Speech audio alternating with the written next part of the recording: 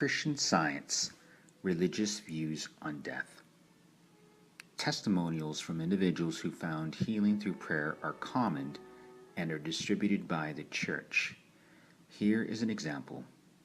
Last June, my mother passed away, and she and I were extremely close, and this was a very difficult situation for me and my family.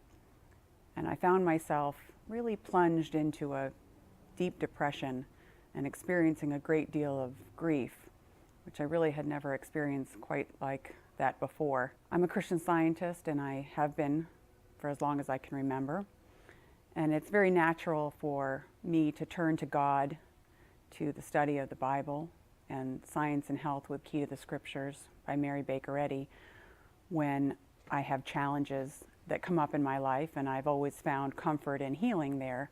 So this situation was no different, except for the fact that for the first time, I was really feeling very separated from God. As I was studying Psalms, I came upon Psalm 139. And as I worked my way through that entire passage, it was as if a hammer had slammed up against a glass window, and all the sadness and the darkness and the heaviness that I'd been carrying with me for months just seemed to disappear, and I was healed. Mary Baker Eddy. Christian Science is a set of beliefs and practices first developed in the United States by Mary Baker Eddy after she experienced what she said was a miraculous recovery from a fall. She subsequently wrote Science and Health with Key to the Scriptures, which argued that sickness is an illusion that can be corrected by prayer alone. The book became the religion's central text along with the Bible. In 1879, Eddy founded the Church of Christ Scientists. In 1894, the Mother Church, the first Church of Christ Scientists, was built in Boston, Massachusetts. Christian Science membership. During the first decades of the 20th century, Christian Science became the fastest growing American religion. A census in 1936 counted nearly 270,000 scientists in the United States, a figure that declined by the 1990s to just over 100,000. In 2008, global membership of Christian Scientists was placed at 400,000. Science and Health. Science and Health expanded on the view that sickness was simply a mistaken belief. Agree not with sickness, Eddy wrote. Meet the physical condition with the mental protest that destroys it as one property destroys another in chemistry. She wrote years later that she had personally healed tuberculosis, diphtheria, and cancer. Eddy regarded Christian Science as a return to early Christianity and its lost element of healing. She saw Science and Health as an inspired text and a kind of second coming. At the core of its theology is the idea that God's creation is entirely good, that the material world, including evil, sickness, and death, are illusions, and that humankind as an idea of God or mind is perfect. The limitations and flaws of what Eddy called mortal man are simply humankind's mistaken view of itself. Christian Science and Christian Theology. Christian Scientists see their religion as consistent with Christian theology, despite key differences. In particular, they subscribe to a radical form of philosophical idealism, believing that reality is purely spiritual and the material world an illusion. This includes the view that disease is a spiritual rather than a physical disorder, that there is no death, and that the sick should be treated not by medicine but by a form of prayer that seeks to correct the beliefs responsible for the illusion of ill health. End-of-life practices. Perception of illness. As previously mentioned, one of the major principles of Christian Science is that God is not the cause of sin, sickness, or disharmony, but that these can be overcome through a deeper understanding of divine truth. Christian Scientists believe that all illnesses and suffering are ultimately an illusion.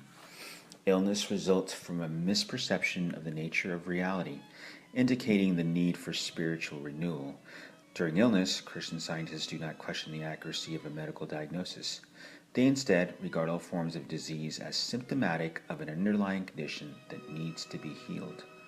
This process, and ultimately recovery, is sought through prayers. Prayers focus not on the physical symptoms, the sickness or disease, but rather on the underlying condition that flaws the perception of nature and separation from God. Therefore, a renewed relationship with God is the primary goal of the prayers, where physical healing is simply a natural byproduct. Medication and practitioners. According to Christian scientists, drugs do not have real healing power. They are effective to a certain extent. However, their effect is temporary and does not alleviate the underlying disease because they are supported by general human faith of material cause and effect. Instead, Christian scientists in need of healing often rely on Christian Science practitioners. These practitioners undergo an intensive 2-week course. They consult with the sick, discuss Christian Science principles, and pray with and for the sick.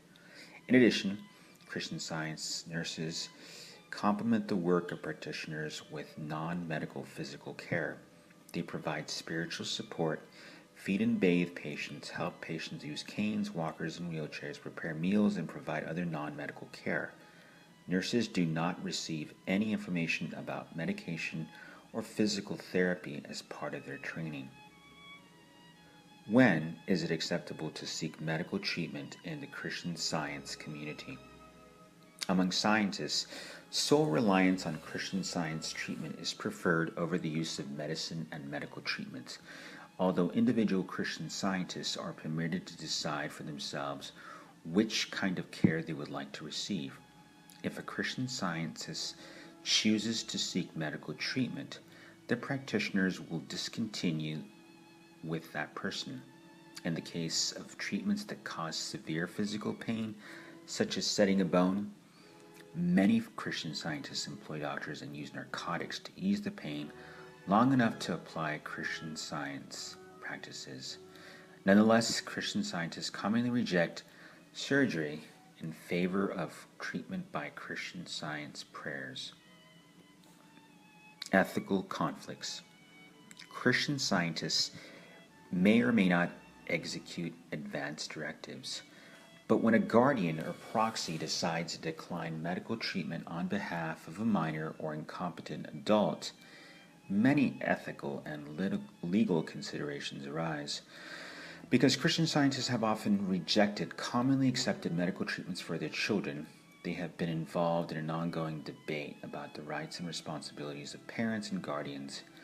Christian Science upholds that parents have a right to exercise their religious convictions and should not be punished for acting in what they judge to be the best interest of their children.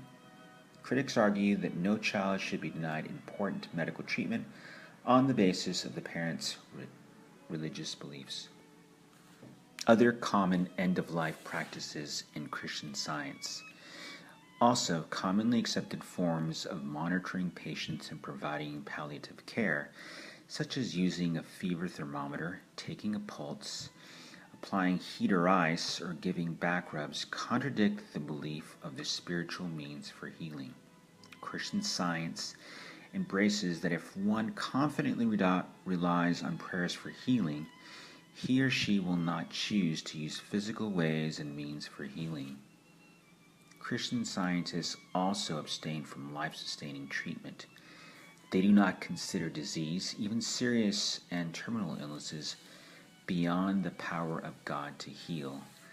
They do not ordinarily approach serious or terminal problems from the perspective that resignation to death is the only option.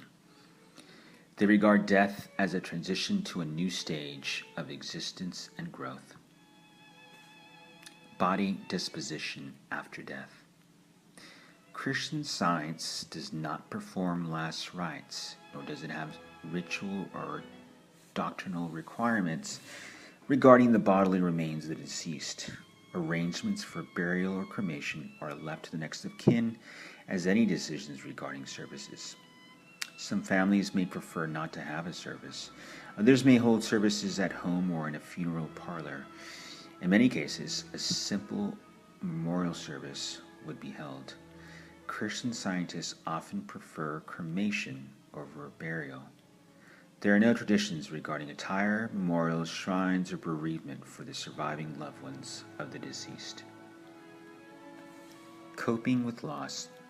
In Christian Science, one's relationship with God is central to their health and well-being.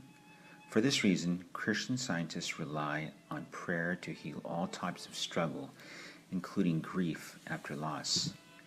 Prayer often includes reading of the Bible and science and health. Mary Baker Eddy explains that prayer works similarly to the way that light dissolves darkness. Prayer helps individuals realize that evil is not real, and instead God and His goodness are the authentic reality.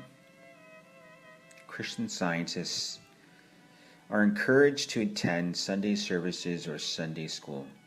Both utilize the Bible and science and health to promote healing.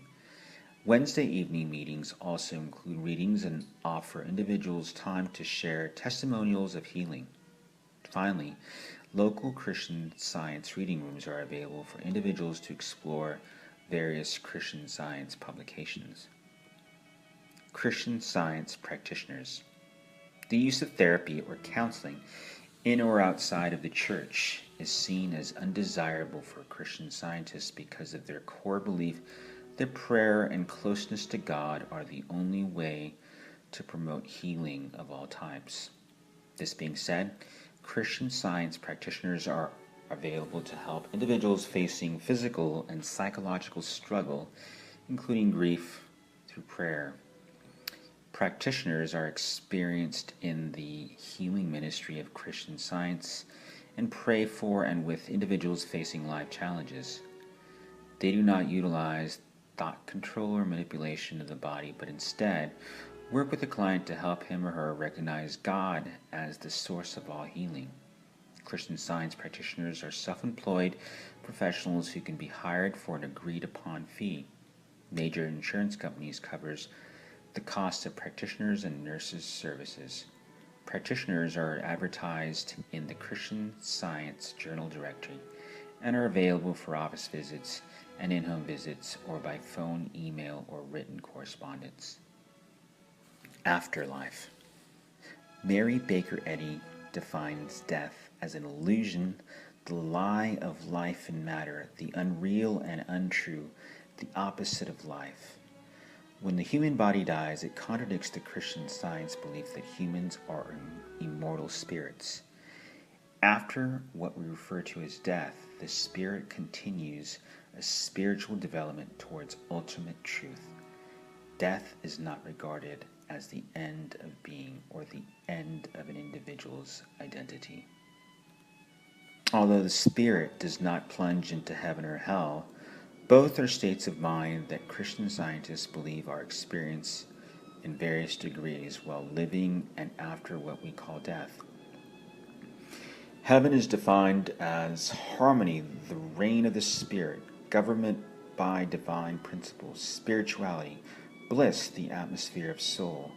Hell is defined as mortal belief, error, lust, remorse, hatred, revenge, sin, sickness, death, suffering, and self-destruction, self-imposed agony, effects of sin, that which worketh abomination or maketh a lie. The spirit will continue on this journey and will face similar evils to those faced during life, including sin, sickness, and death. The journey continues until the belief in evil is eliminated and the spirit discovers that God is the only life of man. Once this has occurred, one is thought to have reached salvation. Salvation is defined as life, truth, and love, understood and demonstrated as supreme over all, sin, sickness, and death destroyed. Eddy went on to explain that once salvation is reached, the mortal dream will forever cease.